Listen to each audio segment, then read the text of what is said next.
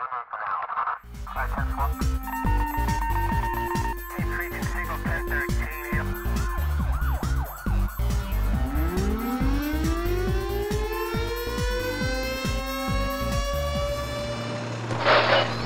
name tags left.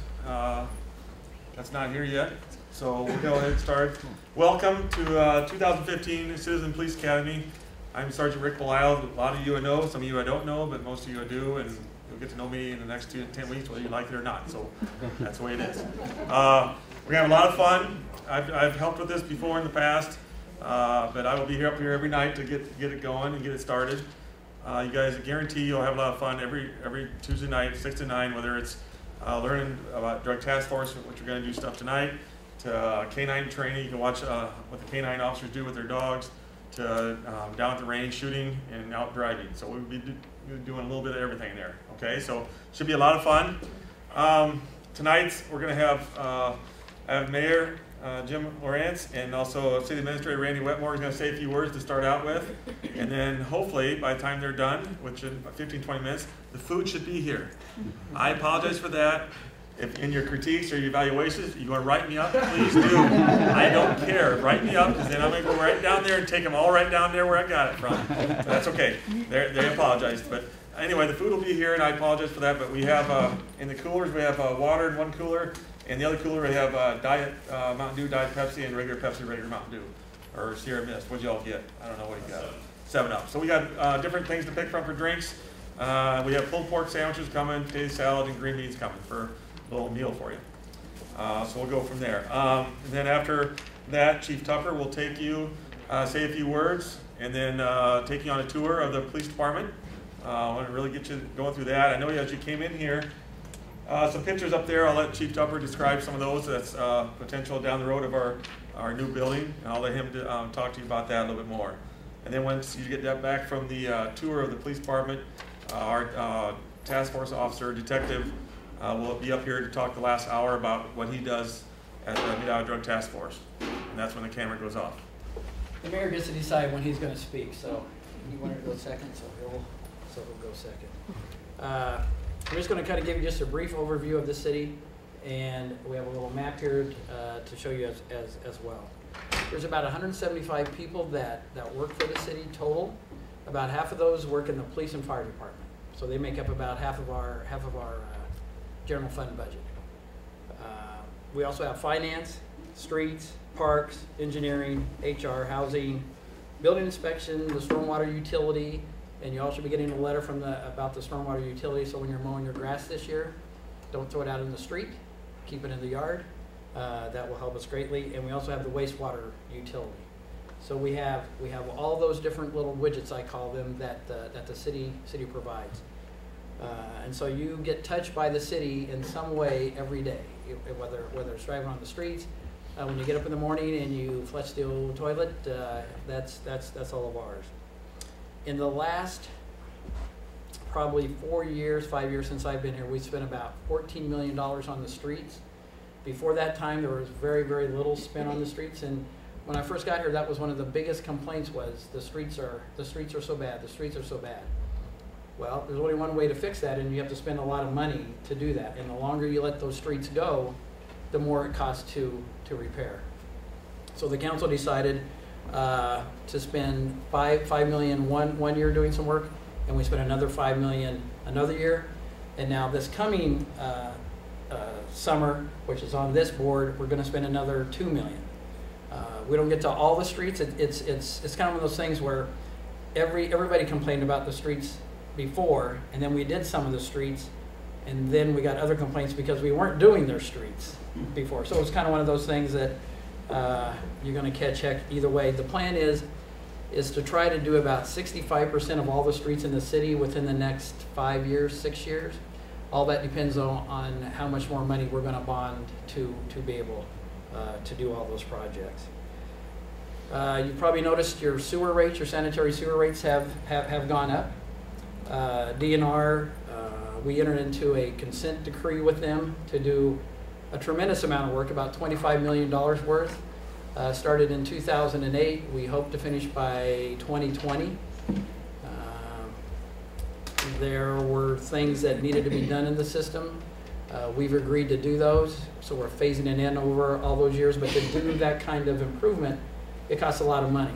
And so that's, and another little technical thing is that the general fund is funded mostly by the property tax. And when you talk about the sanitary sewer and the storm water utility, those are actually paid by those particular fees. There isn't any property tax that goes into those, it's only the fees. So the fees have to be able to take care of the operations and the capital improvements. So those have been going up. We'll be doing another rate study in those later this year, and we anticipate those having to go up once again, and probably for the next number of years to be able to do everything we need to do. The stormwater utility, the Corps of Engineers told us we needed to do some work on the levee, and that's a total of about $7 or $8 million.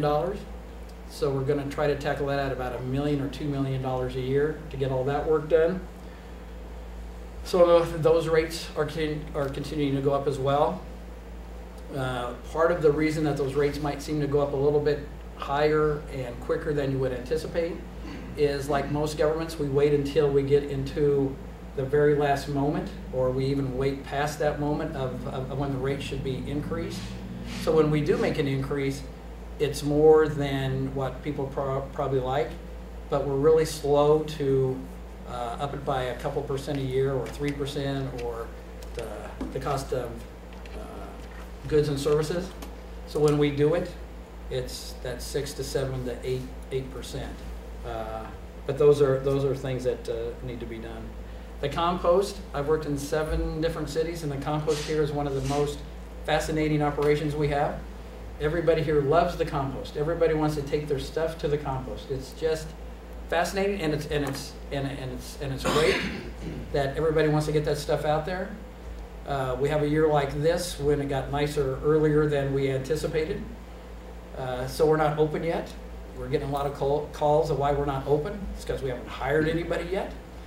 So hopefully this week we'll get that accomplished and be able to open before the 1st of April is kind of our goal. I think Jim will talk about volunteering. The thing about our city and other cities, when you're out here by yourself, you're just in rural Iowa, it takes people volunteering to make things happen. Like Timberfest, that just doesn't happen with a bunch of paid people making that happen. If you're in the city, lots of times, you hire a company who will put on this event, and you just show up. Here, it's people taking their own time throughout the year to make that happen. Pancake Days is another one. There are hundreds of people who go to that, but it takes a lot of people to donate their time and effort to get everything organized and have everything happen. Somebody joked about the retirees in the audience. We are not a young community, and one of the worries is that we're not finding those young people to take the place of some of those retirees to make these things happen. I mean, there's a generation who has spent their lives basically volunteering to make things happen. If and when they decide not to do that anymore, and if people don't step up that are younger to make that happen, these events just plain won't happen. They just won't happen. And a part of our quality of life in a city like this are those events. And I'm assuming most of you have had to volunteer for something, or you enjoy volunteering to make something happen. You need to keep doing that. I'm fortunate where I get asked to volunteer for lots and lots of things. And luckily, I love to volunteer because that's how things happen in cities like this. And I've always worked in smaller type of cities. So I think it's great that you all showed up to do this. To me, this is volunteering. This is finding out about how a particular department works. You're finding out about what makes the city work. And so I appreciate you taking how many weeks? 10, you've expanded it. 10 weeks of Tuesday nights that you could be doing something else to learn about how the police department works. I'll just give a plug to the fire department. They also have a Citizens Academy, but they can only take 6 to 8 people. It's a really hands-on thing where you put on the gear, you crawl through spaces with all this on. They'll turn off the lights on you, and you don't know exactly where you're going to get that feel of what it's like to be in a fire. So if this fall you're looking for something to do for, I think there's 6 weeks, you might consider that. We about, I guess it was four years ago, we had a van come to town, and they actually hit every street, and we got a reading on it that said it was either good, bad, fair, super. At that time, there weren't too many good streets. But right here, you can see like this is 6th Street, and we're going to do a seal coat on that. And we've had some people ask, well, why are we doing that? Because the street looks great. Well, what we're trying to do with most of the treatments we're doing is trying to preserve those streets before they get so bad, so we don't end up having to rebuild them. Because if we would have to rebuild this stretch, you're talking millions of dollars, where this way we're spending hundreds of thousands of dollars, which is still a lot of money, but in the long run, that will be a very beneficial treatment. We're doing some oil mixed streets out here on the west side. If you read in the paper, there was quite a discussion. We used to call it chip seal, and that particular treatment didn't go well the first time we did that. And then we're also going to do some overlays over there by the for one example, over there by the Catholic school, Columbus Drive, Columbus Street. That's just horrendous, and so we've waited till they finish the school, and we'll be doing that this summer. There's lots of streets that we want to get to, but again, it gets down to the resources we have available. So that was really quick on some stuff about the city. If you have questions about any of this, I'll be glad to answer those now. Or the mayor is just waiting to come up and... Kelly. I understand they're going to be redoing the Center Street bridges going clear out there. Is the city going to coincide with Center Street when they do that, or? You're talking about out there by the... Water treatment, yeah. I'm not exactly sure when they're going to do... Well, they projected 2015, but that could mean 17, 18. Yeah, so far I haven't really seen any plans. I would imagine we would try to do that, because you're right, that stretch of road is not the best street that we have in town. In fact, you could probably take that all the way from, what, 3rd? Probably all the way out to those bridges that could be fixed. So as that gets closer, we probably will try to work that together, because what I'd hate to do is we spend the money and fix it up, and then you have all those big trucks coming through and just tear up whatever we... That's why I was wondering if there's going to be some kind of... Because I travel that about 4 or 5 times a day, so I was curious. So you know exactly how that street is, but yeah, I would hate for us to spend... Right, I understand a lot that. of money. So I think that's a great point. That's a great point. Anything else just about the city in general? It can even be something I didn't even talk about, which would be fine. Yes, sir. Sir, how is the economy nowadays in Marshalltown? Business-wise, economic-wise? Well, we'd always want it to be better. You know, I think we're like most of America, where we're kind of hanging in there, but we still haven't seen that growth that we really want. The mayor will talk about some really good projects that we have already happening, and maybe some others that will be coming in the future. So I think we're fortunate, and I think we're better off than some other cities within the state of Iowa. And but I think we're like everybody else. We always want it to be better. Thank you. So is some of the gas, you know, with the gas prices going up, is some of that money going to be used for these streets? Everybody thinks we're getting a lot of money, and we are. We're getting about $400,000. But $400,000 when you're doing streets, if we were to rebuild a street, which is about 360 foot long, that would take about $360,000 of that $400,000 or $500,000 we're going to get. So And we don't get that all at once. It'll be spread out. So the money that we're spending on these streets are from the bonds we're going to issue. With that money that we should be getting, we will be using that for some other maintenance, as maybe some this year, but probably more into next year.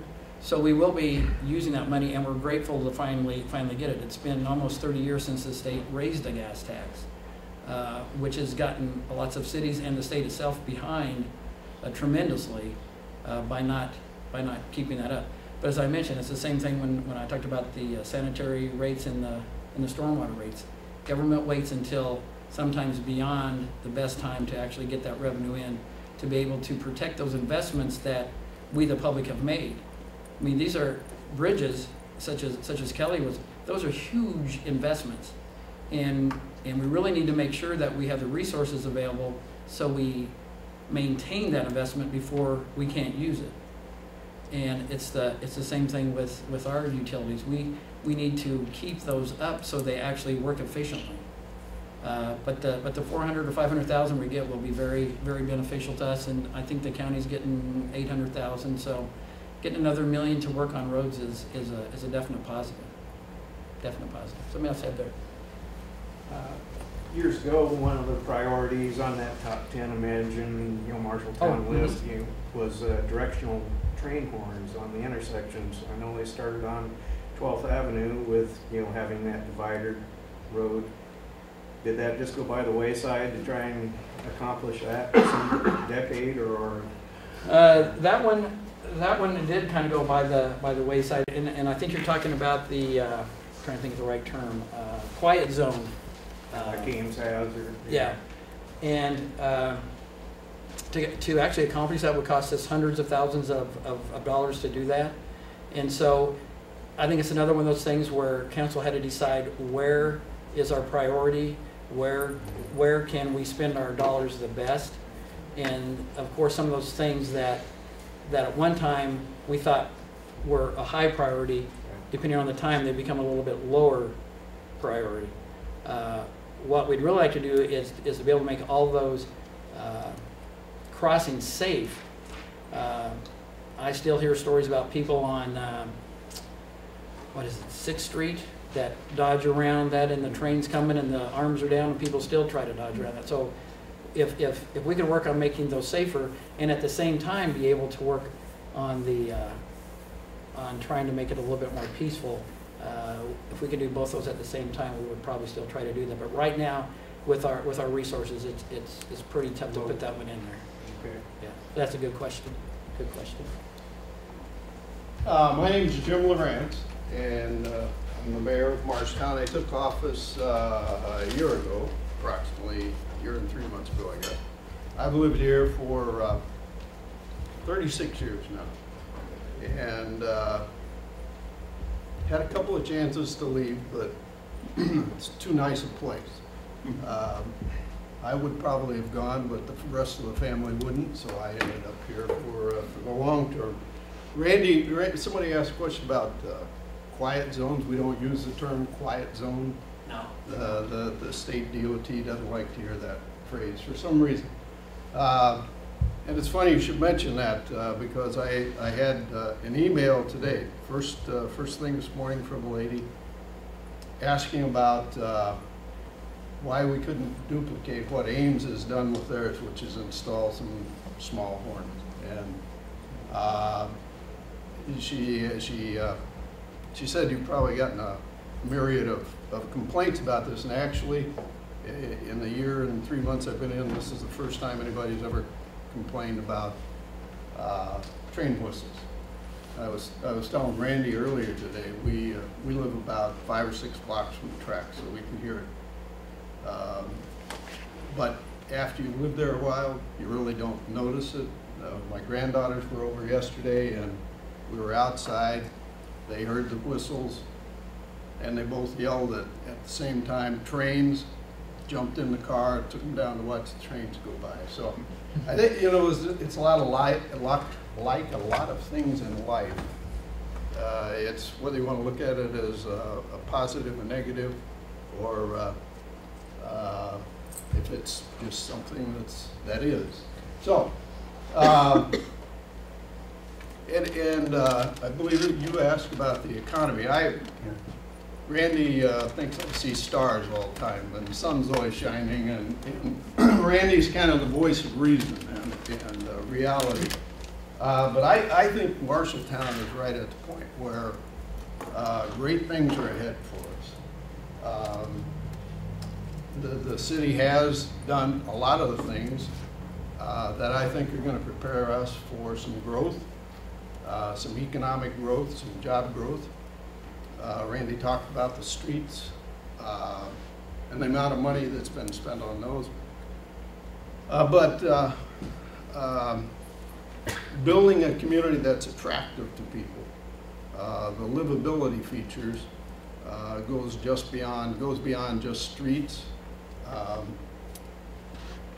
Modern, attractive government buildings, efficient government buildings are something I think that a lot of people look at. It kind of sets the tone for your community, tells people from the outside what you really think of your community.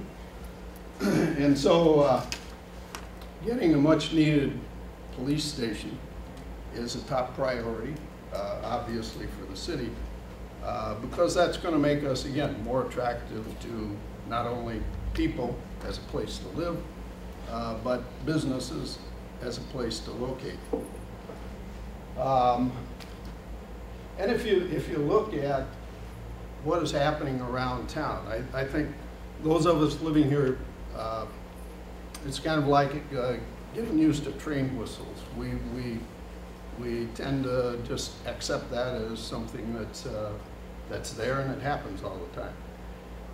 And I think also living here, because we see the activity, we sometimes forget how much activity there is going on. So if you'd simply look at the south side of town and start working your way north, Marshalltown Medical and Surgical Center with their new name, building a new outpatient surgical center on the south side of town, which I think is going to be a fantastic addition, because it not only serves the Marshalltown community, but it makes it much more attractive, much more accessible to the folks in Tama, Toledo, folks in State Center. At the same time, the hospital is going to be building new clinics in Tama, Toledo, over in State Center and up in Conrad. So it really makes our community larger. But it also, again, sends that signal to potential residents, physicians, healthcare professionals that this is a community that's modern and up to date. I had a businessman here in town told me probably a year ago that he had a relative who was finishing residency and had been encouraged to come and look at Marshalltown as a place to practice. And he said his relative came into town, drove into the parking lot at the hospital, got out, walked around, got back in his car and left, because the appearance was old facility, not modern, and made the assumption that the technology is the same. And actually located at another hospital in northern Iowa. So it's I think going to be a great step for us to have that hospital addition on the south side. Work your way farther north up Center Street. You'll see Clemens Chevrolet, which made a very large investment in updating their facility. One that seems to be really exciting people around town is Dunkin' Donuts across the street. Not sure I understand that one, but it's a popular one. I gave a speech probably 3 months ago and talked about Dunkin' Donuts, and people actually started applauding. So first time I've ever gotten applause at a speech of it. The Hobby Lobby is another one.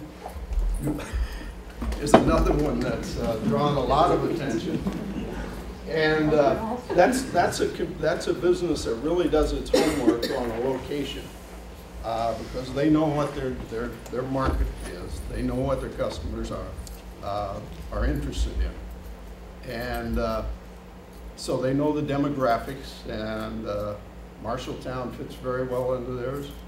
It's a tremendous investment.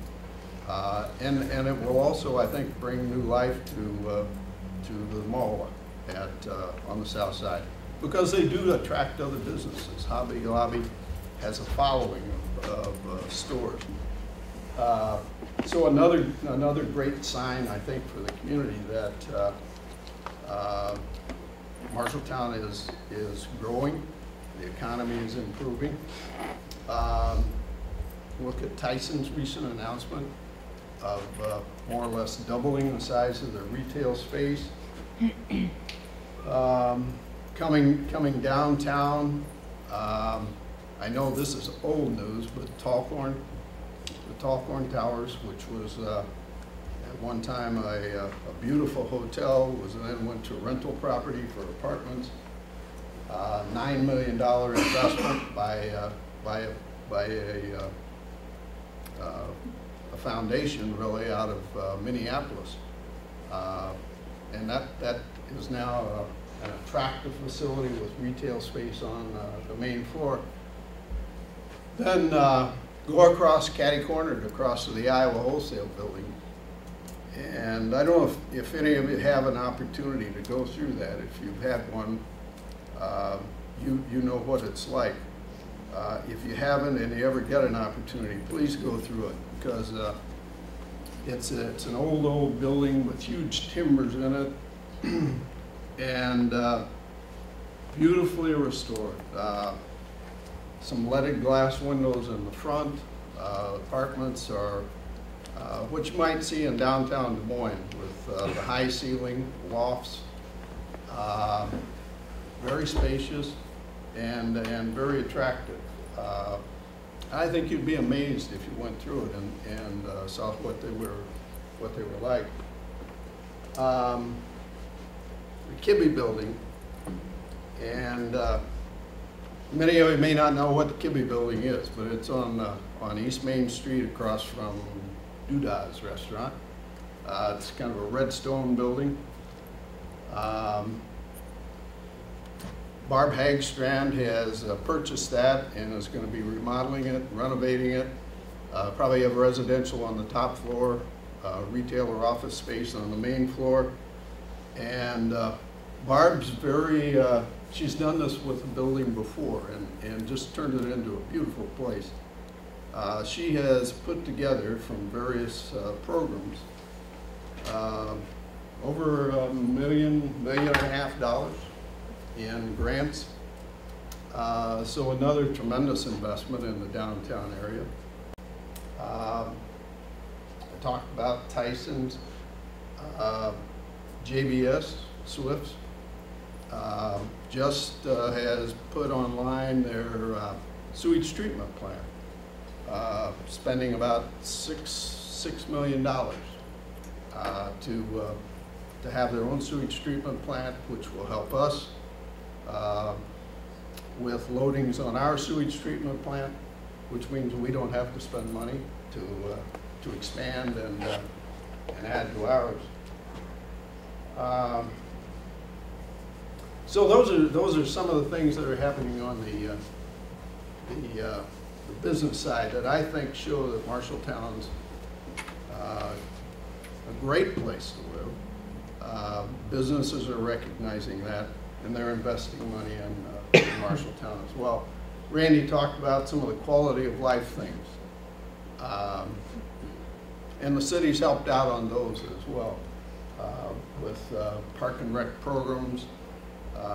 Many of you may know that we were we're now the proud owner of a trail that goes from Marshalltown to Eldora, which eventually will become a full-fledged bike trail. And those are the things, again, that will we think, help attract people, engineers for Fisher and R.S. Stover, people for JBS, young people, as Randy said, to take the place of some of us older folks, people that want those things that make life worth living in a community. And that brings up one business I missed, which was Menards. And I think all of you know that Menards has announced plans for a manufacturing facility here. And that will bring about 41 new jobs to the community. But more than that, they bought enough ground so that typically what happens with Menards, if you research them, if they go into a community and set up one of their manufacturing companies, typically, if it's running well and successful, they tend to grow there with another Menards company because they do manufacture a lot of their own products. We found in dealing with Menards, they were very community-minded. The site which they had chosen did not have rail service, but they needed a rail spur. And so the rail spur that they would need would run right by the soccer fields out on 18th Avenue. Everybody was interested and helpful in getting that approved. But one of the things that Menards did was say, we don't want to disrupt the soccer field, so we're going to relocate the entry for them. We're going to improve the parking areas with a paved roadway. We'll put up fences so that soccer balls don't go out into the street, Olive Street, 18th Avenue. Lots of things like that that they wouldn't have had to do. But again, it adds to the quality of life for Marshalltown. Makes us, again, that much more attractive, I think, as a place to live and a place to locate a business. And there are other firms right now that are looking at Marshalltown. The one thing that we do need is housing, and so the city has, at the present time, been working on some initiatives to try to recruit developers to assist them in coming into Marshalltown, as well as local builders, to take that step of putting up modern apartments, building spec houses,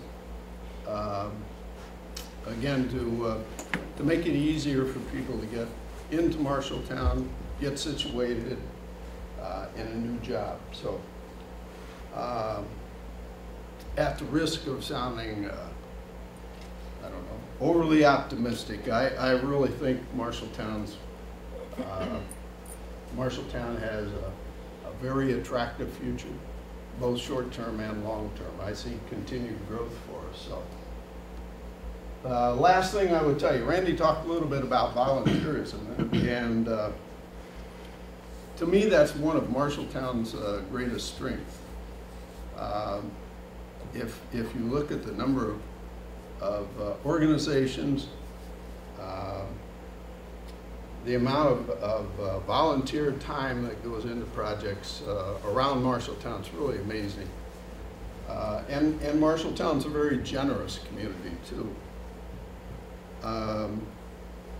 There are 3 projects going on over the last couple of years, all at the same time, all needing big dollars. The Roundhouse was $3 million they were raising.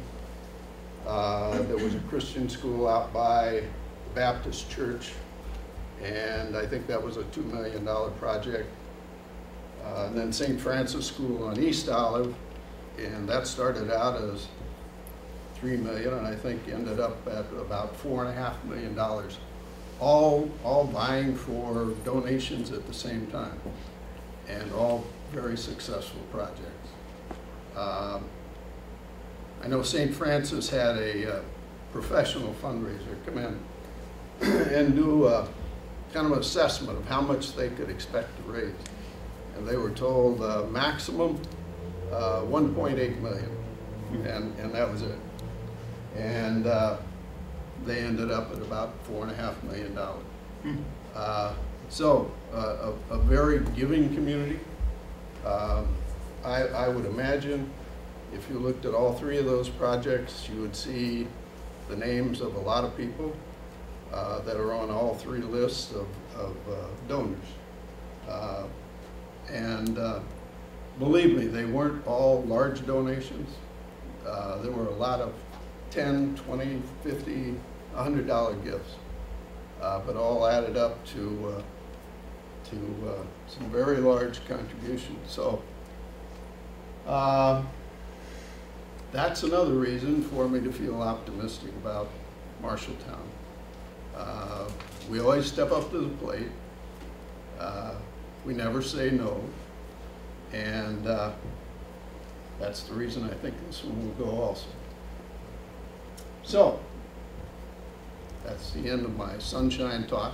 Questions? Oh, thank you. I missed the big one.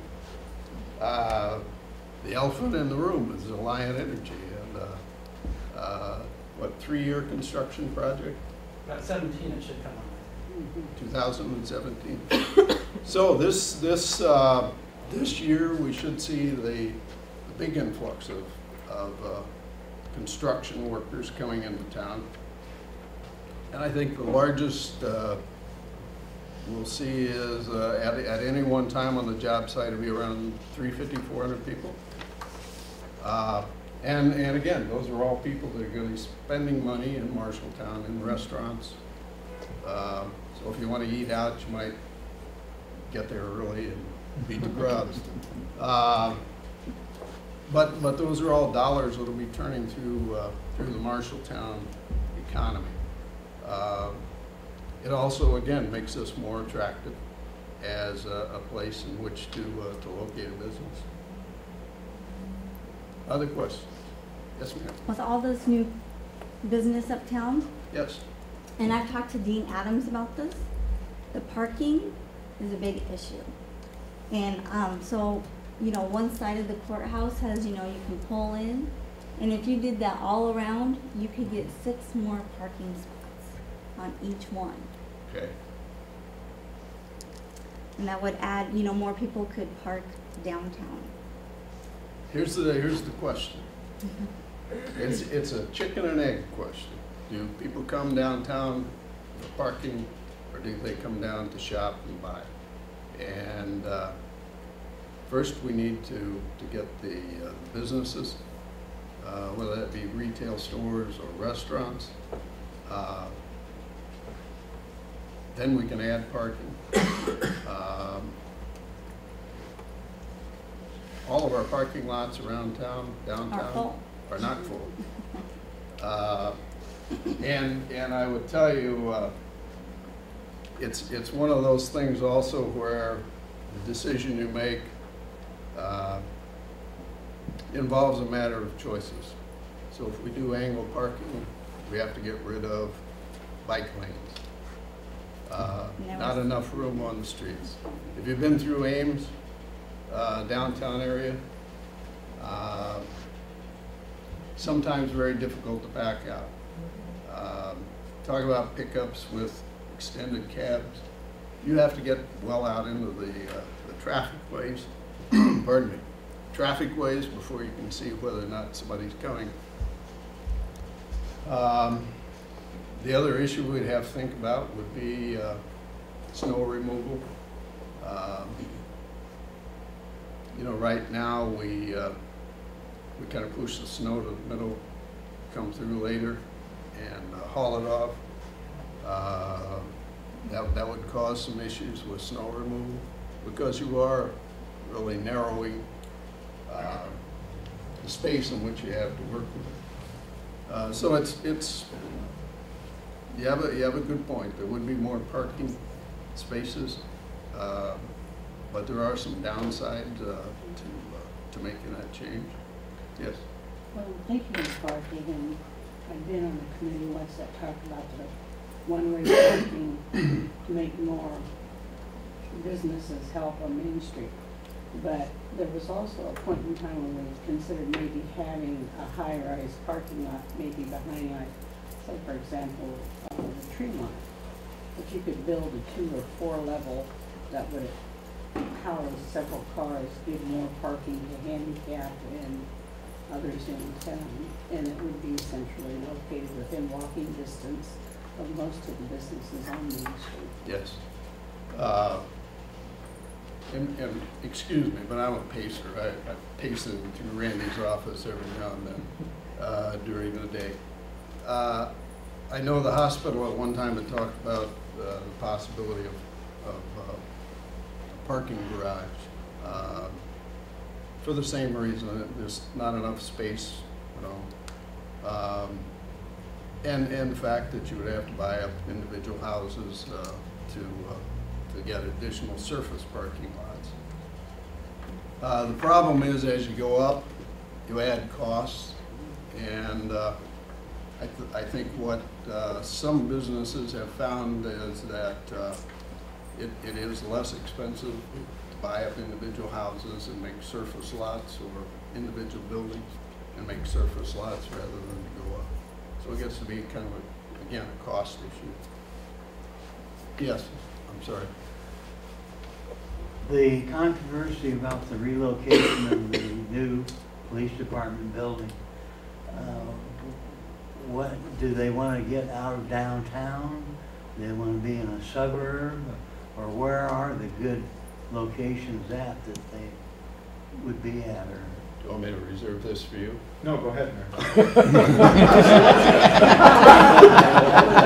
I'll take it. Well, there was a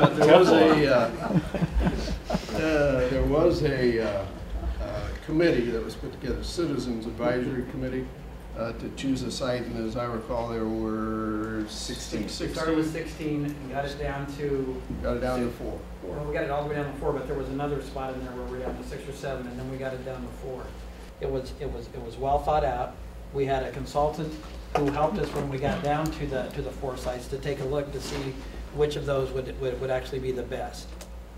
And something that a lot of people don't think about, in fact we didn't think about it when we were doing it, is trying to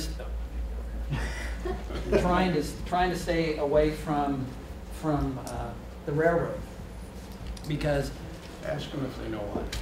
Anybody know why you'd want to stay away from a railroad? because they would block the streets. With crap. no, because of the tracks, because of the rail cars, because of the fumes that can happen from that.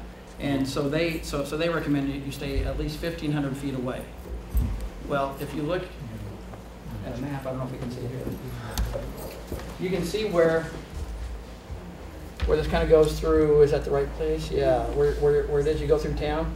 To get 1,500 feet away, you gotta be a ways away. And so where we're at now is just a little bit beyond 1,500 feet. So that was one of the criteria that you look at as well. You also want it to be halfway easy for people to get to too. Because I mean, we could have went out either east or west, and we could have been way out there, because it doesn't really make any difference where the building is because they're in their vehicles and they're patrol. But to keep it halfway close, this was one of the best spots that we had available. We needed at least 4 acres. And so when you think about 4 acres, do you want us to go downtown and find 4 acres and then have to tear up 4 acres worth of buildings? Well, the cost has just gone up astronomically. So those were things that we had to take into account when we were selecting a site. I think people have in their minds that we could fit into another small little building like we have now, and you think, well, why do you need 4 acres? Because you're in this little spot now. Well, this little spot now is not working very well. It isn't efficient. And when you take the tour, you're going to see why it's not efficient. And the leaks and everything else we have in there. So we started with 16. We got it down to 4. We analyzed it. We had a professional guy who their firm, all they do is police stations.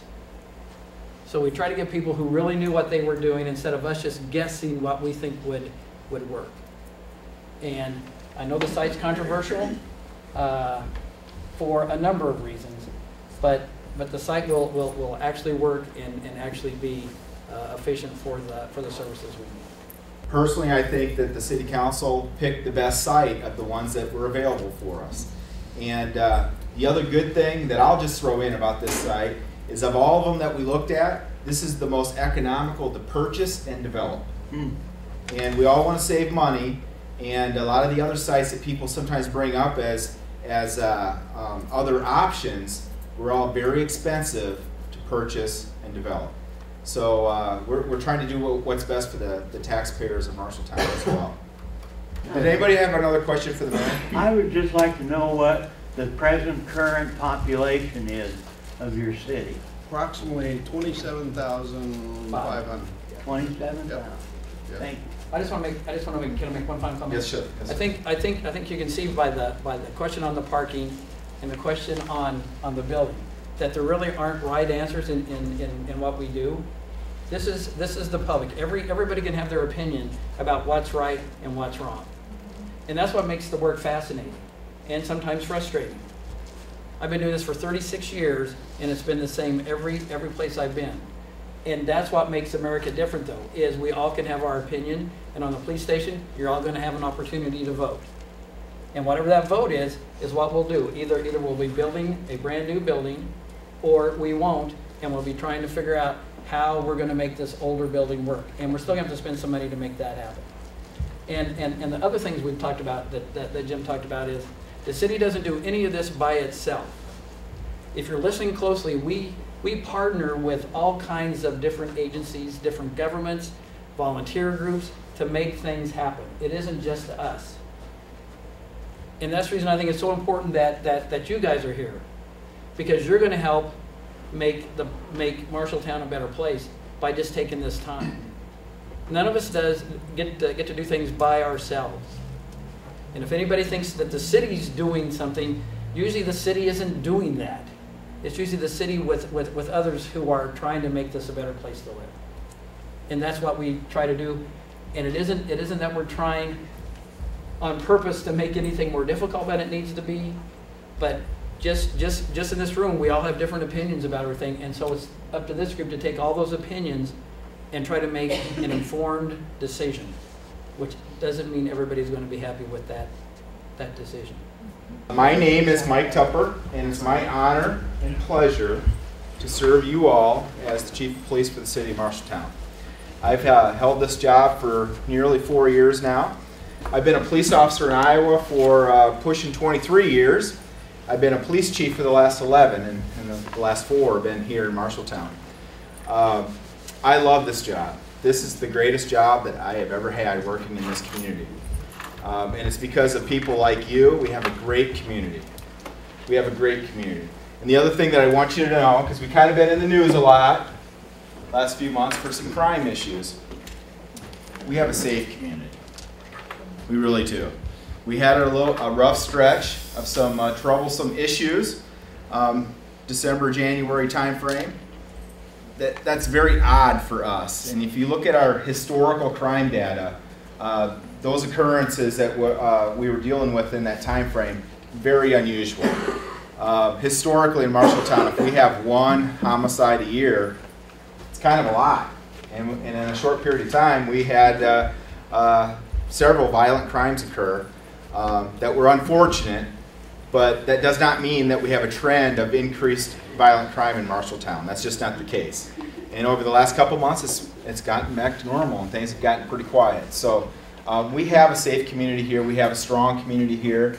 We have a great community here. And the mayor mentioned a little bit, one of the reasons this community is so great is because of the people. And I would echo that. I've worked in 3 communities now as a police officer. I've never worked in a community that has the number of people that are willing to step up and volunteer and help and try to make things better. We're very fortunate that way. So the other thing I want you to know real quickly is I work for you. I work for you. I report directly to City Administrator Wetmore and Mayor Lawrence, but at the end of the day, I work for you all. And it's important to me that you understand that we're here to serve you. And we want to make things, in the world of public safety, we want to make things as effective and efficient as possible. And we want to serve your needs, and we need your help. We had some community meetings back in January, and one of the things that we talked about a lot at those meetings is we can't be everywhere as a police department. We don't have police officers spread out all over the community on every corner. We can't be everywhere. At any given time, we have 5 or 6 police officers working, covering the entire city limits, okay? So our staff minimums is 5, so on every shift, we always got to have at least 5. So if we have an alarm on the north side of the town, that takes 2 officers, and we have a domestic violence case investigation ongoing on the south side of town, that takes 2 officers. Now out of my 5, I have 1 person available to cover the entire city. Okay, we can't be everywhere at once. This is your community. This is a community police department. We need your help. We all have a responsibility as citizens here for the policing of this community. It's my honor and pleasure to work for you and to help with that and to serve you, but we can't be effective without you. And so it's very important for you to get involved. And we're very fortunate that a lot of people in our community do support the police department and they want to get involved. Every year that I've been here when we hold this academy, we always have 30+ people. The last couple of years we actually had to turn people away because we get to the point where we just can't handle any more than what we already have. So great community, strong community, safe community. Over the next few weeks, you're going to have the opportunity to meet some very dynamic, professional police officers. Some of the best police officers that I've ever worked with. We have a lot of very strong professionals that are dedicated to providing quality public safety services in this community. They work very hard. They have a lot of challenges from time to time. One of our challenges is the building. And that's why we're having discussions about building a new police department here in Marshalltown. And I mentioned a little bit ago that it seems like it's a fairly new discussion. It's not. I've been here almost 4 years. One of the first things that I brought up to my boss after taking this job is the deficiencies with our current police facility. And we've been going through a long process to try to resolve that. And here we are now. The City Council has picked a project. They've designated a budget. It's a $13.75 million project budget. We picked a location, and on May 5th, you're going to get to vote whether or not you agree it's a good idea to proceed with this project. It's a lot of money. It really is. It's a lot of money. And a lot of people, I think, were shocked when they first heard the price tag. What I will tell you is that 3.5 years ago when we started with this project and we started working with some consultants, the first project budget estimate that we had was $18 million for the police department. And in fact, when this all first started, we were talking about as a community of building a police and fire station at the same time. And that was going to be a $25 to $27 million project budget to build 2 buildings. Police department was 18 of that.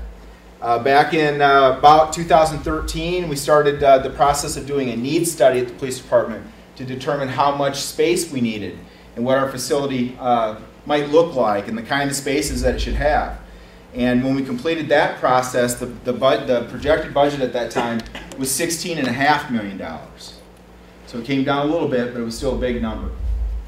Over the last about 9 months now, we've been working with a professional architect out of Kansas City that does nothing but build police departments. That's all he does. And he's got some local partners, but he's the primary, and we've been working with him to try to bring our budget down and to try to make it an economical project for our community. We cut some square footage, we made some adjustments in the project plan, and that's how we got down to $13.75 million. Now, not all of that is just for the police department. We have to put a traffic light in. The comm center, the 911 center that serves all of Marshall County is in this building. That's about $1.5 million right there of that budget. We have to have a construction manager, some other things thrown in with that budget, but the total project cost is $13.75 million. And what the City Council has decided, or the commitment that they've made to the community, is that this project will not cost more than $13.75. I still have an obligation to all of you, to the community, to try to bring in that project well under the 13.75. But kind of the worst case scenario is 13.75. On May 5th, everybody that lives in Marshalltown is going to have an opportunity to vote yes or no. And I can't tell you what to do. I'm not going to try to tell you what to do. What I am going to try to do is just make sure everybody's educated on the issue. And when you go to the ballot box, you can make your best decision based on the best information that you have. So what we've been doing the last few weeks is we've been hosting some open house tours of the current police facility. We host those on Tuesday nights and Sunday afternoons. So every Tuesday from 5 to 7:30 p.m. and every Sunday afternoon from 1 to 4 p.m. anybody can come down to the police department and have a tour of our facility. We think it's important for you to see where we're working so you can understand some of the challenges that we have and get to see some of the deficiencies for yourself. I've personally taken through well over 500 people just by myself. I've not had one say, you're good enough. You don't need to do anything else. Now, some people still wonder about, well, do we want to spend that much money?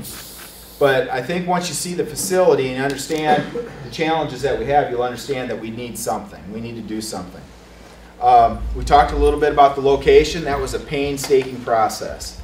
And I know that some people like it and some people don't like it. There was no perfect location for a new police department. One thing I want you to understand about the police department facility is sometimes people think, well, we're just sitting in the police building waiting for calls. We're not. We have cars spread out all over town, and we don't typically respond directly from the police department. So location, we could actually be anywhere, but we did want to kind of stay centrally located. We wanted to be as close to the downtown as we could. I don't think the city council wanted to use eminent domain. They didn't want to displace businesses. They didn't want to have to tear down a bunch of properties, stuff like that. We want to save as much money as we can. That's one of the reasons I like this site, is because it's very economical to purchase and develop. But it's right off on a main arterial for us. It'll be easy to find. It's still centrally located. I think it'll serve us well as the future home of the police department if that's what the voters decide. So, the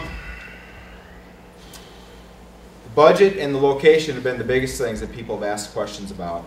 And is it necessary to spend this much money?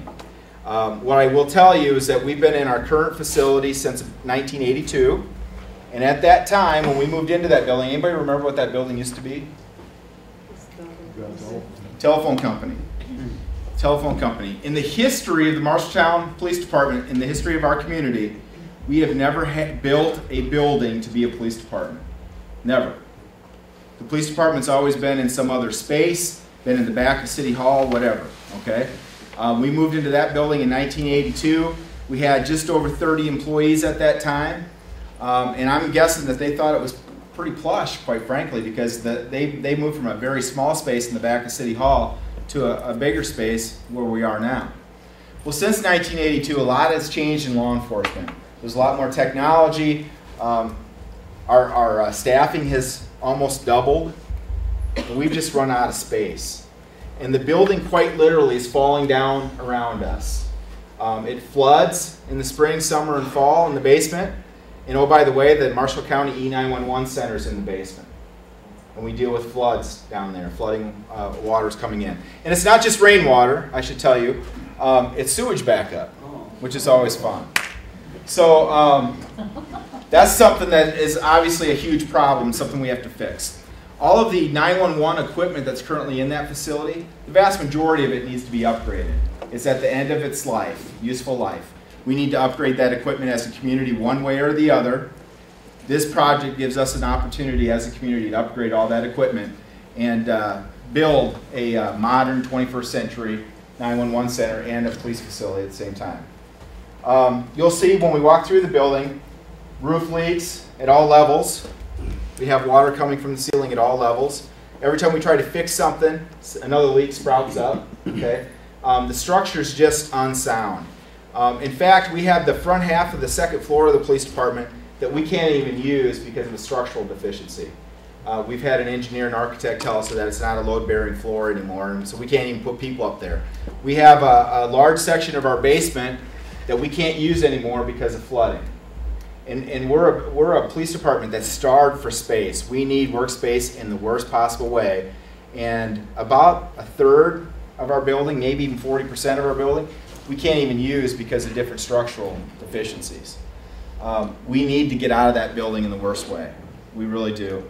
And so it's going to be up to the community to decide how you want that to happen. Because at some point, we got to do something different. Okay? Maybe it's not this. Maybe it is. But at some point, we have to do something different. And the only other thing I'll tell you about the project is the longer we put it off, the more it costs us. Construction costs go up about 5 to 7% per year. And this is actually a project that the city has talked about at some level for over 10 years now. But we've always said, oh, we'll wait till next year, or we'll wait 2 or 3 years, or 5 years. And the next thing you know, we're at a point where we just can't wait any longer. We got to do something different. One of the things that we hear frequently about our current building is, I'm scared to walk in. People shouldn't be afraid to come to the police department. They really shouldn't. And then once you get inside, there's just, it's unpleasant. It really is. It's just unpleasant. That's the best way I can put it. We're not serving people in a manner that you all deserve to be served in. I ask our police officers to serve each day with passion and compassion. Passion and compassion. We have a lot of very passionate police officers, law enforcement professionals, not just sworn cops, but civilian employees, working very hard, very passionately every day to serve you. The building is one of our primary tools that we use to provide police services. We're limited in the things that we can do for this community by this building. There's some 21st century police crime-fighting tactics, techniques, and equipment that we have the people that are educated to provide and use, trained, they're good to go. We can't do it with the current facility that we have because there's just so many limitations technology-wise and infrastructure-wise. So I think we have a great police department doing great things. I also believe that with a better facility that we can be an extraordinary police department doing extraordinary things. And you guys want the best possible police services that you can afford here with your tax dollars. We want to provide that, but that building is limiting us in our ability to provide the best services that is out there today in the 21st century. Yeah, Lee. I am always interested in the cost-benefit piece in respect to the utility expense. Is this a green building where you're going to use geothermal, renewable energy, that kind of thing? A lot of those decisions haven't been made, but what the City Council has decided to do is, our library has won all kinds of awards for being a green building and that sort of thing. That can also be somewhat expensive as well to build and maintain. I think what they want to do with this building is be somewhere in the middle. We want to be efficient, but we also want to be efficient economically as well.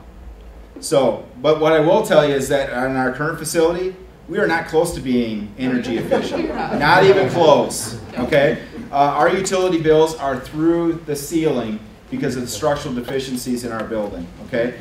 So wherever we end up, it's going to be a lot better than what we have right now, okay? But is this building going to be constructed to the highest level of a green building? It's not. It's going to be somewhere in the middle. I was just curious. Yeah, no, that's a great question that comes up a lot. Yes, sir. As Marshalltown grows, future growth of Marshalltown, is this building going to grow with it, or has the capability at least far as growing? Well, the nice thing about the site is it does give us some options for future growth if we need it, okay? But one of the things that we studied over during this entire process, again, this has been a 3.5-year process that we've been working on this project. We looked at our population in Marshalltown and in Marshall County. It stayed pretty much the same over the last 20, 25, 30 years. It hasn't changed much. And the size of our police department has stayed pretty much the same over the last 20 years. We're not expecting a huge amount of growth in our community, either population-wise or with the number of police officers that we need to employ. So what we did with this building is we built we've preliminarily designed a building that we feel will suit our needs now and into the future. I told you we did a needs study back in 2013. That needs study said we needed about 43,000 square feet of usable space. Right now we have just over 20. Okay? This building, because of the efficiencies that we've already designed into it and some of the things that we've tweaked to try to save money, that's a 33,000 square foot building. Okay, we had to reduce some of the square footage to save money because I mentioned it was 18 million and then 16 and a half, and now we're down to 13.75 for the whole project. So, but we think that this building will suit our needs now and into the future. We believed from the very beginning, one of the things that I always emphasize in every meeting that we had about this project, we have to build a building that is going to serve this community for 50 to 75 years. Now, most architects will tell you, you should really only look at a building life of about 25 to 30 years. No, that's not going to work here. Okay. Again, this is a community that's never built a police department, right? So we got to build it. We got to do this right. We got to get it right the first time, and we got to understand that's a 50 to 75 year building, period. So we think that the current design allows us to serve this community for a long time. For a long time. Yes, Jeff? Considering that the bond issue has to reach a 60% threshold, is there a plan B, and what might that be? I mean, certainly the city has talked about if it doesn't reach that, if the voters don't support this on May 5th, what's plan B? Because you've got to come up with something quick. I mean, considering the state of the current facility. Yeah. Quite honestly, there's not a plan B per se. There's really not. Part of I guess if the bond doesn't pass, and Jeff brings up a good point, it's going to require 60% voting yes to pass it, not 50%, 60%. Okay, that's a big number. It's probably hard to get 60% of the people to decide which pizza place is the best in Marshalltown, right? So I guess if the bond issue doesn't pass, we hope to learn why it didn't pass so we can come up with a plan B. But we don't have anything set in stone because we're working very hard to provide you with a project that we hope you will like and that you can approve of and that you feel comfortable with. There's not a plan B set in stone right now. If it doesn't pass, we'll have to cross that bridge when we get there. One thing that I do want to bring up real quick, and then we'll take the tour. Some people ask, well, why can't you just move into another building? Find a building with enough space and move into that pre-existing structure, okay? Here's what I'll tell you about that. We don't really want to take over a structure that could be developed commercially, because everybody always brings up Staples. It's empty. Well, we hope a commercial business will move in there someday, and now that'll generate some property tax revenue, and that will help our community. We don't really want to take over a building that might be developed commercially. The other thing about those box buildings is the way they're designed. The walls are designed to hold up the roof, okay, in those box buildings. Well, if we have a tornado come through, what's the part of the building that usually goes first? The roof. And so if the roof goes on one of those buildings and the walls fall in, now we've lost our police department, okay? This building is a public safety building designed and constructed to be a public safety building, and it meets certain building code standards required of those buildings so that if a major storm comes through, we have a chance of surviving that storm, so we can continue to provide services, okay? There's not a lot of good spaces to move in to, quite honestly. The hospital sometimes comes up, okay? They have a very long timeline, by the way, because they're not going to be out of all those buildings right away. And then they're moving for a reason. There's some cleanup and some other issues there that would have to take place. And we've worked with 2 professional architect firms now that specialize in public safety buildings. And what they have told us is that communities that try to push a fire or a police department into a pre-existing building and make it work, they end up spending as much or more money than new construction, and they don't end up with the building that they wanted or needed. Okay, so just finding another space, it's not as easy as that. And then some people might ask, well, why not just renovate the space that you have? I'll just put it bluntly, this is the way I grew up. My old man used to say you can't polish a turd, okay? And that's what we got. That's what we got. And you can't polish it. And we can put a lot of money into this building to make it look a little bit nicer. It's always going to be too small. It's always going to be an old building. It's always going to have structural problems. And that's just the fact. There's nothing we can do about that. Any other questions before we start the tour? Yes, sir. what will happen to the building you're in now when you vacate it? Yeah. Will it be raised, or will another company or organization take over or remodel it or something for their use? That's a great question. We looked at options of tearing it down, and we looked at options of trying to sell it or have somebody take it over. We found that it was going to cost well over $800,000 to tear that building down. So that would have pushed our project to about $14.5 million. So the city council decided a couple weeks ago that they're not going to tear the building down. If this project goes through and we build a new facility and we move, then they're going to try to find somebody that might want to take over that facility. And there's some challenges with that too, because I've spent the last 2.5, 3 years of my life telling everybody what a dump that building is. Okay? But we're trying to save some money. We're trying to do something that's economically feasible for the community. So they didn't want, the city council made the decision they don't want to spend $800,000 to tear down that property. We want to bring in a project that hopefully you guys feel comfortable with at a cost that you'll feel comfortable with. Any other questions? Okay. The other thing I do want to mention, the big con to this project is your property taxes will go up. They will. And it's a 20-year bond. Right now, the projected increase on your property tax is about $1.30 per thousand evaluation. About $1.30. Okay. Don't hold me to that because they're still ironing out some of those numbers, but that's the last projection I saw is about $1.30. So, if you have a property, a residential property that's worth $100,000, this year you're only being taxed on $55,000. That's the taxable valuation is $55,000. So it's $1.30 times 55. Somebody got a calculator out to do the math?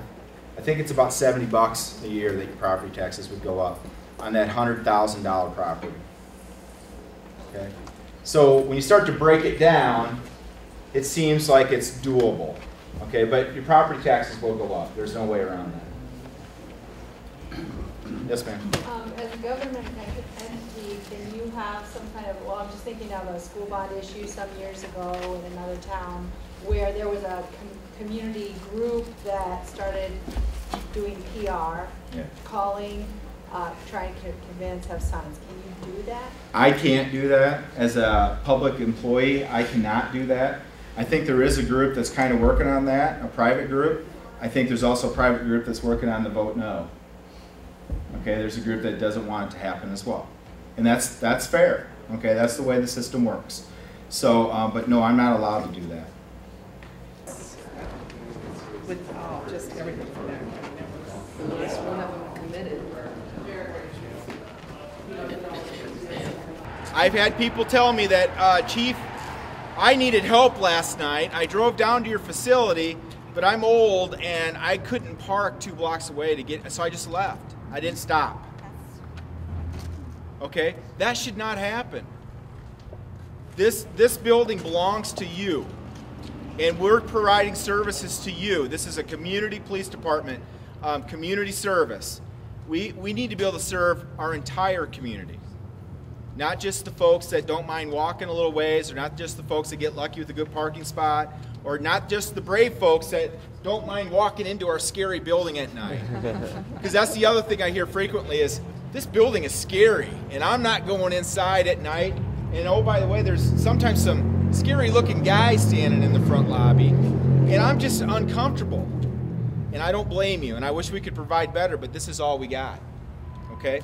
Now, we're going to go in the lobby here for a minute, and it's going to be very uncomfortable. I do that on purpose, because I want you to see how small it is. Okay? It's very small. And this is the only public area that we have for people to wait. There's no public restrooms. There's not much for seating. It's very limited in the space. And the other thing I want you to know about this front lobby is because we're limited in space, we're not able to segregate community members from crime suspects. So sometimes you might come down here to pay a parking ticket or get a copy of a report, maybe just ask directions to go somewhere, and we got a murder suspect sitting here waiting to talk to a detective because we don't have any other place to put them. Okay? Before we can arrest people, we have to build cases and have evidence. And sometimes we might strongly suspect that Mr. Smith has committed a crime, but I don't have the evidence yet. That's the only place I have to put him while we're investigating that crime and talking to other suspects. Okay? And it's happened over and over again in the time that I've been here. You guys remember the homicide we had a couple years ago where they cut up the body? We had 4 or 5 suspects in that crime, okay? We didn't know who did what. We had 4 or 5 suspects. One of them was back in interrogation, because we just have one interrogation room. The other 4 were sitting in our lobby all day long waiting to talk to a detective while the public's in and out. Thank you.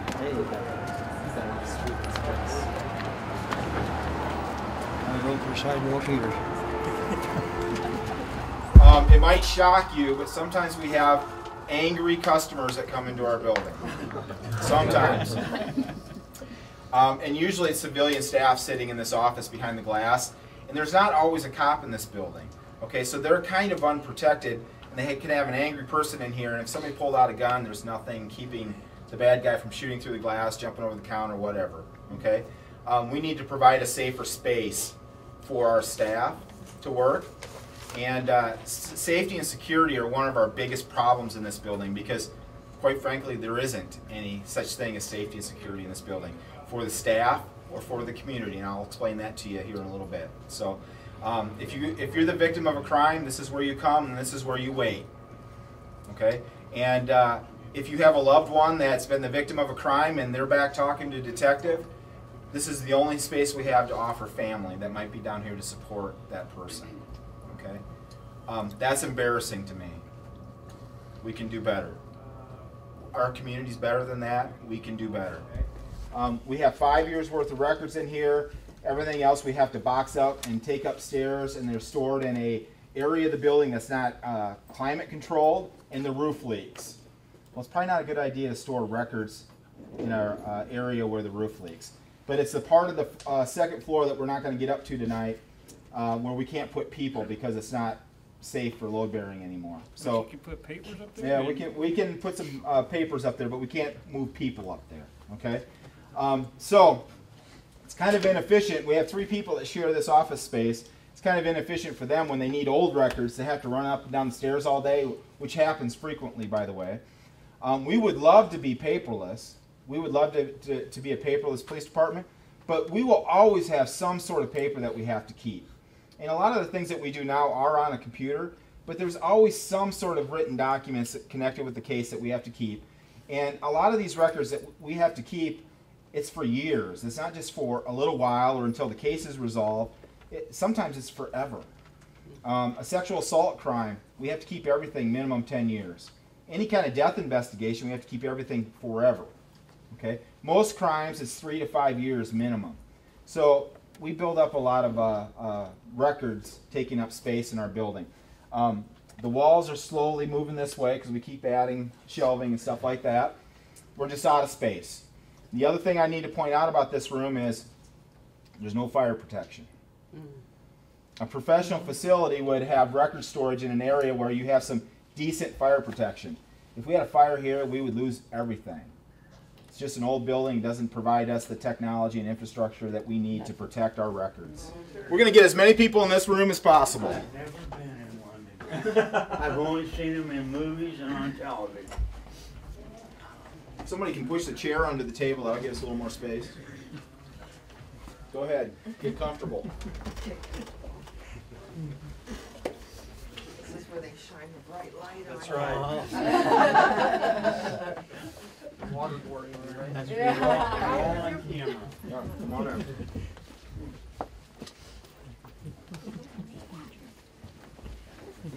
I got an important story about this room. I want to make sure as many people can hear me well. So, come on in. Okay. Okay. This is the only interview and interrogation room that we have in the police department. Okay. So as we walk in, we are on camera and it's being recorded if the equipment's working properly. Okay. Chris, you're in the back. Can you point out where the equipment is? It's right up here in the fire alarm. Okay. Now courts well, let me take that back. They haven't quite required yet, but they've strongly suggested that we audio and videotape as much of our interviews as possible, especially when we're talking to suspects who are in our custody. Okay? It's the CSI world. Anybody watch that show? I hate that show. Everybody thinks that everything on there is real. Some of it is kind of real, but most of it isn't. It takes a lot longer than 60 minutes to solve a crime, all that good stuff. But juries anymore, if they can't see it, feel it, hear it, touch it, they have a hard time finding defendants guilty. So we try to videotape as much as we can. Okay, this is the only room that we have to do that. Only room. So that's why when we have a murder case going on, we have 5 suspects. One's in here, the other 4 are out in the front lobby. What do you think they're doing, by the way? Trying to get away. No, they're getting their talking. They're getting their story straight, right? Talking. Okay? That's not a good way for us to do business, obviously. That's not how we would like to do business. And we're a fairly busy police department. It's not uncommon for us to have 2 or 3 big cases going at the same time, all requiring interview rooms, and we have 1. Okay, so let's say I've got 3 cases going, and there's 6 cops involved with those cases. We can only interview 1 person at a time. So I got a bad guy in here with a cop, and the suspect's sitting out front with you all as you're coming in, not even having a clue what's going on, right? And what do you think the cops are doing? They're standing out in the hall, twiddling their thumbs, waiting for an interview room to open up. Is that an efficient way for us to conduct our business? No. Couldn't the cops be actually working and earning their money and not standing around waiting all the time? Isn't that what you want us to do with your tax dollars? Efficient work? We can't do that because this is the only space we got. Okay. Now this space is actually not even designed correctly for a interrogation room. We'll stick with the suspects for now. Okay. It has the illusion of privacy, but you have a window here with paper over it. Okay. These are paper thin walls. It's way too big for an interview room. A professionally designed interview room would be about half this size, actually, with a table and 2 chairs, and just enough room for the bad guy and the cop. Because if I'm the cop and this gentleman's the bad guy, he and I are going to get to know each other really well, and I want him to be very comfortable, and we're going to get nice and cozy in this room. This room is too big, too many distractions. Okay, and then the other thing is, as you're sitting in this room, you can hear people walking up and down the hallway. So what's that tell you? If you can hear them, they can hear you. And sometimes that inhibits the bad guy from talking. And maybe he hears his buddies out in the hall because they're up and down the hall with other cops. And he doesn't want to say too much because he's worried about what they might hear him say. Okay? Or maybe we have a witness that wants to come down and help us with a crime. And they hear the suspect walk down the hall. Well, now they're not going to say anything because they're worried that he might or she might hear what they're saying. Okay? So let's forget about the suspects now. This is the only spot I have to bring victims. This is it. Okay? So, I talked to you about how I ask our police officers to serve every day with passion and compassion. And we believe in providing compassionate services to crime victims. That's what it's all about. That's why we do this job, to help people.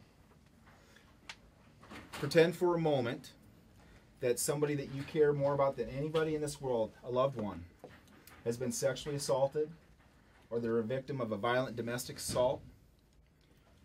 This is the only room I have to bring them. And as they're sitting here, having to talk to a police officer whom they've never met before about this difficult, scary, horrific event, shouldn't they have some privacy? Well, as they're sitting here, they can hear people walking up and down this hall. What's that tell them? Maybe we've already arrested the bad guy, and they hear him walking up and down the hall, or her walking up and down the hall. Do you think that might inhibit that person from talking? If you're the victim of a violent crime, you have every right to expect privacy and confidentiality when we're talking to you in this building. You should feel safe and secure. I can't do that for you. We can't provide you a safe, secure, confidential location to bare your soul. Just can't do it. as we're going through, I might make some jokes about different areas of the building, and we'll have a good time, and you're going to have a good time going through this academy, but I want you to remember this room. Okay, this is the number one reason why I think we need a different facility and a better facility, is so we can serve people that are victims of violent crime and provide them with a safe and secure and confidential location that they have every right to expect and that they deserve minimally. We have 60 total employees. About 20 of them are female staff. We're not going to get down to the locker room to see it today. We have a female locker room that's about the size of this room that has, what, 8 or 9 lockers in it, Chris? Yep. For 20 people. Okay? That's not right either. All of our staff deserves to have a place where they can work efficiently and effectively. This building does not do that for us. If it feels like there's people on top of people, it's because there is. All right? And this is how we work every day. We have a lot of people in and out of this building throughout the day. It's a 24/7 operation, and we literally have people working on top of people. Okay? And we don't have any real private or segregated areas. Once you're in the building, you're in the building, and so it's staff intermingled with citizens, intermingled with suspects. It's just the way it is. 9 people share this office. Now the really nice thing about this office and the 9 people that share it, they used to have an office that was not even half this size for 9 people. This used to be our briefing room, and we have 3 shifts a day come in, and they would do their briefing, have their meetings in here. So we'd have 10, sometimes 12 people standing around in here. Too small, we've moved that downstairs into the area of the building that floods, so we can only use it when it's dry. But I moved all of our shift supervisors into this office because they were, quite frankly, in a closet. 9 people. Okay? Again, you've probably noticed not a lot for windows. Well, why is that important? Have you ever worked in a dungeon all day long? What do you think that does for the morale of our employees? Do you think that might make them less efficient employees? How easy do you think it is for me to recruit people, talented people, to come work here in this facility? We're recruiting the same applicant pool that is also looking for jobs in the Des Moines metro area. We pay about $43,000 a year to start. Not bad. Most of the agencies in the Des Moines metro area are over 50 now. They have nice facilities. We have this. So you all want us to hire the best and brightest, right? You deserve that for public safety. If you were an applicant and you could choose between 50 plus in a nice facility in Des Moines Metro or 43 in this building, what are you going to choose? And I'm going to tell you that the applicant has all the power these days. When I was trying to get a law enforcement job back in the early 90s, hundreds of people, my first job was in Ottumwa. One job, over 100 people showed up for the first day of testing. Now we're lucky if we get 40 applicants and 25 of them show up for the first test. People don't want this job anymore. And so the agencies are fighting like the dickens to get the best people. And we have to be able to recruit quality people. And we have a very, I'll say tenured police department now. That's a nice way of saying old. We have a lot of people that are going to retire in the next 3 to 5 years. And so we're going to be bringing a lot of young people into the workforce. It's going to be very difficult for me to get quality applicants with this facility. In fact, on some of the tours, when I take people through, I've had people say, well, why the heck did you take this job? I wanted to be here. My wife and I are very proud to call Marshalltown home. We were looking for a diverse community, and we were looking for something that would help us grow professionally and personally. But I'll be honest with you, at some point everybody will get tired of me, and they'll be looking for the next police chief. Most of my peers this building would be a turnoff to them. You know, Randy told the story about the doctor seeing the building and then just driving out of town. A lot of police chief applicants, if they saw this, they would move on to the next opportunity. We're about to go down the hall here where we bring suspects after they've been arrested. It's about 50 feet from here in an unsecure area of the building. It's not uncommon for somebody to want to come in and talk to the police chief. yell at me for something or whatever, okay? And as they're sitting in that couch waiting, they can hear us fighting with a drunk or some out-of-control guy down the hall, yelling and screaming, and profanities are flying. Do you think they're going to feel very safe there? Probably not. There's not always a cop in this building, so a lot of times during the day, Alicia's by herself, and we got cops. You know, again, I mentioned sometimes people don't want to be here. They're not happy to be here. They're uncooperative. What happens if they escape custody back here? They whoop up on one of our police officers. Now they got access to the entire building, including all my civilian staff that are unprotected. So they're not allowed to have guns or... Well, they do, but we have well-trained staff, don't get me wrong, but we're not superhero kung fu fighters either. Stuff can happen. Stuff can happen. And police work is very unpredictable, okay? So I may arrest this young lady, and she's very cooperative. No problem whatsoever. And the minute my back is turned, she thumps me over the head with something and takes my gun away from me. Very unpredictable. We should have prisoners in a secure area of the building, so if something like that happens, they're not going anywhere. We don't have that situation here. Now, the other thing I want to mention about this space, it's not uncommon for business people, community members, sometimes even out-of-town people that are thinking about bringing their business here to want to come down and talk to the police chief about crime. Okay? Sometimes that's important to folks before they invest in our community.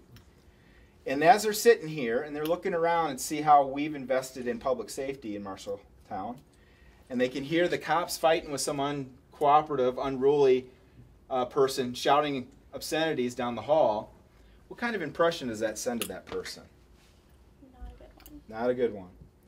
They're not going to feel safe, they're not going to feel secure, and they're going to ask themselves, if we won't invest in ourselves, in our community, why should I? We're very fortunate. We do have some computers in police cars. But if you had to write a 10 or 20 page report, would you want to be sitting in the front seat of a police car like this, typing away? No. And sometimes they're processing prisoners, stuff like that. I won't step on you, I'm sorry. So sometimes they're processing prisoners, whatever, they have to babysit them. They're trying to do the reports. This is the only spot that they have. And instead of putting the prisoner in a secure spot where they can type away without having any fear about what that person might do, guess what? They're sitting right next to them in the other empty chair. This chair I think is okay to sit in, but frequently I'll come to work on Monday morning and there'll be a chair with a sign on it, "Do not sit here," because somebody's peed on it. Okay? We don't have any place to put people. This is where, if you get arrested for anything, you come first. Okay? We eventually take you out to the county jail, and we're not trying to build a jail, by the way. We're not trying to replace the county jail. We're not going to build a jail. We're just talking about a police facility. But this is where we bring people after they've been arrested, because we have to process you, we have to fingerprint you, we have to photograph you, there's some paperwork we have to do. If you're drunk, we're probably going to ask you to take a breath test, stuff like that. This is where we bring people. So imagine this room on a Saturday night with 3 suspects and 3 or 4 cops. Okay, it's pretty crowded. Okay, it's pretty crowded. This is not a secure room. There's a gate back there that gives the illusion of, if I shut it, there's some security here. No, I can push through that gate fairly easily. If I'm agile enough, back in my younger day, I just climbed over and I'm over the top. Okay, but it's not a secure area. Okay. Now, what gets worse is if Dylan here decides, and Dylan looks like he could probably take me. So if he decides to get froggy with me and he thumps me, and I'm by myself, there's nobody here that can help me, okay? There are some cameras, but those cameras are not monitored 24/7, and there's no security measures in here for me to get help. A modern police facility has what they call security tape that runs around all the walls. So if I'm rolling around on the ground with Dylan, all I have to do is kick the wall, hit that tape, alarms go off, people come running, okay? And in a modern facility, even if Dylan does kick my butt, he's not going anywhere, because once we're in here, there's nowhere to go. Okay? Now, some of you look like you've been around our community for a little while. Anybody heard the story about the guy that ran upstairs, got on a roof, jumped up from one building, or tried to jump to the next building, didn't quite make it? Yep. Okay. Lack of security, right? The security measures that were in place when that incident occurred are essentially what are in place today. Now the only difference is we've made it next to impossible to get out onto the roof. That door's pretty secure. But as far as keeping people into this space, I can't guarantee you that. Okay? And if we go out this hall, take one right, push 2 panic bars, we're back in the community. It's as easy as that. If you had, someone who was athletic, probably could whip some buns, what were they thinking when they built that gate? I mean, you could easily just go. They were doing the best they could. Quite frankly, when we moved into this building in 1982, it was really nice compared to what we had. And based on the information that they had in 1982 and the technology that they were using and the best intentions, they did the best they could with this space. The last point I want to make, and we're not going to get to see the evidence storage areas because those are secure areas. I don't even have a key to those areas. But we're storing evidence in rooms that are not climate controlled and in rooms where the roof leaks. Okay? And we all talked about how we like to watch CSI. Well, you all did. I don't like to watch CSI. you all did. Okay? But we talked about that. So we gather a lot of forensic evidence. And we have to sometimes keep evidence for long periods of time, sometimes forever because it's a death case, whatever. Okay? What do you think happens to forensic evidence in extreme temperatures, hot or cold? Deteriorates. What happens if your bloody evidence gets wet? Deteriorates, right? We've done a pretty good job of avoiding disasters. I sure as heck don't want to lose a homicide case because we had some evidence get damaged from a leaky roof or the extreme temperatures up there affected it. We don't want that to happen either, right? That's a disaster waiting to happen as well. That would probably be my number 3 reason we need to get out of this building. I can promise you, as your police chief, if we had a better facility, we're going to be extraordinary. I think that we have, in terms of staff, the best police officers in the state of Iowa. I don't say that lightly. I don't say that just because I work here. I truly believe that. I think that we could be an extraordinary police force if we had the building that allows us to do the work that we need to do.